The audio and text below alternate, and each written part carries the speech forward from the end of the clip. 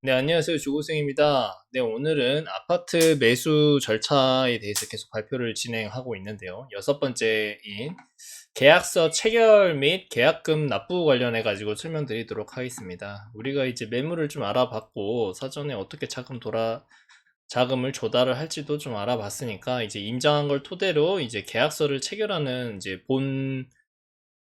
이제 계약서를 체결해야 되는 단계인 게요. 이때 실수를 하면 안 되겠죠. 그래서 우리가 계약서를 체결할 때 어떤 것을 신경을 써야 될지 말씀드리도록 하겠습니다. 이제 여기 스텝 보시면 여섯 번째 계약서 체결 및 계약금 납입 단계입니다. 그래서 차근차근 이제 스텝을 밟아가지고 사전 절차는 모두 끝났고 이제 본 게임이 남아 있습니다. 부동산 매매 계약서를 작성하고 계약금을 내는 것인데요. 이제 부동산 매매를 할 때 매매 계약서 내 주의사항, 그 다음에 기타 서류 확인 시 주의사항, 근데 여기서 중개대상물 확인 설명서, 그 다음에 등기사항 전부 증명서 확인하셔야 되고요. 그 다음에 세 번째로 자금 조달 계약서 작성 주의사항. 자금 조달 계약서 같은 경우에는 투기가열지구나 이렇게 규제 지역 같은 경우에는 뭐 작성을 해야 된다고 합니다. 참고하시면 될 것 같고요. 이 세 가지를 바탕으로 꼼꼼히 따져보고 작성하면 된다고 합니다. 여기 규제 지역 같은 경우에는 자금 조달 계약서를 내야 되고 투기가열지구 같은 경우에는 금액 관계없이 계획서 증빙서를 내야 된다고 합니다. 자, 이제 매매 계약서를 작성을 할 때 주의사항 말씀드리면은 일반적인 포맷이 이렇게 생겼습니다. 부동산 매매 계약서에서 소재지, 토지 건물, 그 다음에 매매 대금, 중도금, 그 다음에 각종 이제 특약이라든지 계약사항, 조항들, 특약사항, 그다음에 매도인, 매수인, 중개업자, 인적사항 이렇게 다섯 가지로 구분이 되어 있고요. 그래서 이 첫 번째 여기 1번 보시죠. 1번에 보면은 소재지 및 대상물을 확인하고 아파트가 주소가 어떻게 되는지 확인하는 겁니다.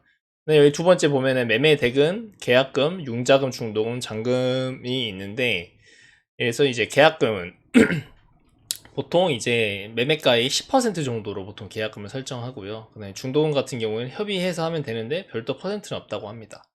네, 잔금 같은 경우에 최종 등기 이전일이 이제 당금이 되겠고요. 그 다음에 만약에 이제 내가 이제 매수하려는 게 기존에 전세나 월세 임대가 있으면은 세 안고 매매 시 기임대 보증금을 명시를 해야 됩니다. 이렇게 두 번째 이제 매매대금, 계약금, 중도금, 잔금 관련해가지고 이제 꼭 챙기셔야 되고 이제 세 번째 같은 경우에는 계약 조항입니다. 이렇게 계약 조항이 있고 네 번째는 특약사항이 있는데 그래서 이제 기본 계약 내용은 일반적인 사항이고 확인해야 될 중요한 몇 가지는 계약 파기 시 배상 여부. 보통은 이제 매수인이 파기를 하게 되면 계약금을 포기하게 되고 매도인이 파기하게 되면 계약금의 배액을 배상을 해야 되는 게 국룰이라고 합니다. 이제 만약에 이제 중도금 납부 이후에 배액 배상하더라도 일방적으로 파기는 통보 불가하다고 합니다, 보통. 그 다음에 이제 추가적으로 이 꿀팁인데 특약사항에 추가할 만한 게 뭐냐면은 계약금, 중도금, 잔금 받을 매도인 계좌를 이제 기입을 하는 겁니다. 혹시 모를 이제 불상사를 대비해서 계좌를 기입하고요. 특약사항에. 그 다음에 이제 우리가 사전에 봤던 하자 유무를 표기를 합니다. 그래서 보통 입주 후 6개월까지 매도인이 부담하는 걸로 이렇게 표기를 하고요. 그다음에 만약에 이제 전세, 뭐 월세 이런 게 임대차가 있어서 이제 승계를 할 경우에는 기존 임차인 계약 기간을 명시를 하는 게 중요합니다.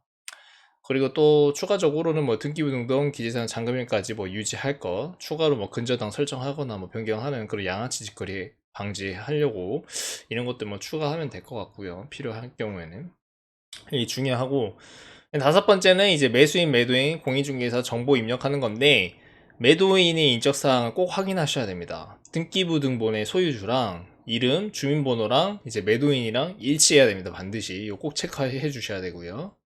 매수인도 쓰시면 되고 공인중개사도 쓰시면 되고 중개업자도 정보가 일치하는지 확인을 해야 됩니다. 등록번호나 공제증서의 성명이라든지 이런 것도 확인하면 될 것 같고요. 이제 이 정도 이렇게 꼼꼼히 챙기시면 될 것 같고 이제 기타 서류가 있는데 첫 번째로 중개 대상물 확인 설명서가 있습니다. 그래서 우리가 이제 중개 대상 어떤 매물인지 확인하고 설명하는 건데 이렇게 생겼어요. 이렇게 막 복잡하게 이렇게 생겼는데 간단하게 보시면은 뭐 단독주택, 공동주택, 뭐 매매교환 임대, 그 다음에 대상 물건의 면적이라든지 건축 그 상태, 권리 관계 이렇게 되어 있죠. 그 다음에 토지 이용 계획 뭐 이렇게 있고, 그래서 여기에 주소랑 전용 면적이 몇 평이고 권리 관계, 소유권이나 매도자 뭐 일치하는지 뭐 이런 것들을 뭐 확인해서 꼼꼼하게 보시면 될 것 같고요.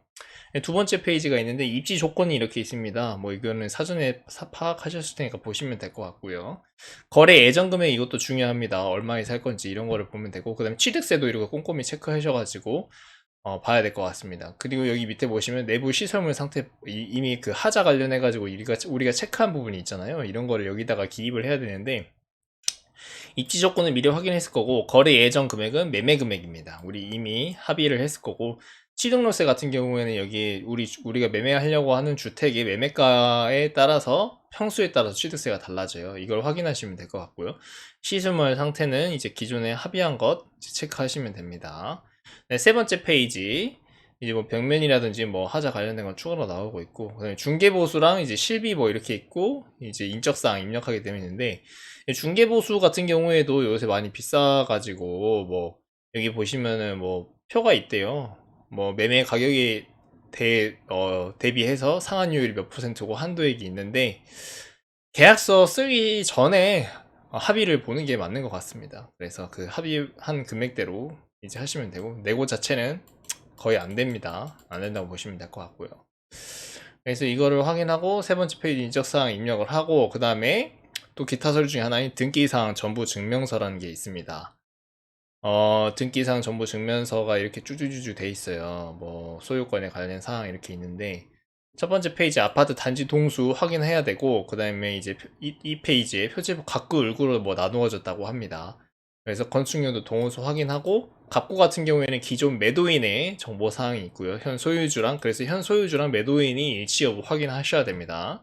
네, 을구 같은 경우에는 대출금 여부가 있는지 확인해야 됩니다. 뭐 용자가 얼마나 껴있는지, 선순위 채권이 있는 건지 이런 것들 꼭 디테일하게 확인하시면 될 것 같고, 네, 세 번째 같은 경우에 자금 조달 계획서인데, 이것도 아까 말씀드렸죠. 뭐 투기 과열지구라든지 그런 상황일 때 이게 필요한 건데, 이렇게 생겼어요. 저도 처음 보는데, 뭐 제출인이고 자금을 어떻게 조달할 건지에 대해서 이렇게 디테일하게 써야 됩니다. 그래서 자기 자금과 차입금을 기입을 해야 되고요. 자기 자금 뭐 이렇게 뚜루루 뭐 예적금, 현금, 뭐 주식, 뭐 부동산 처분 대금, 기존에 우리가 갖고 있는 전세금이나 주택이 있으면 매도 대금 이렇게 써야 되고, 계획을. 차입금 같은 경우에는 뭐 금융기관, 뭐 나머지 차입금, 만약에 기존에 우리가 매수하려고 하는 주택이 임대나 뭐 월세나 전세가 있으면은 그 승계금액 입력하시고요.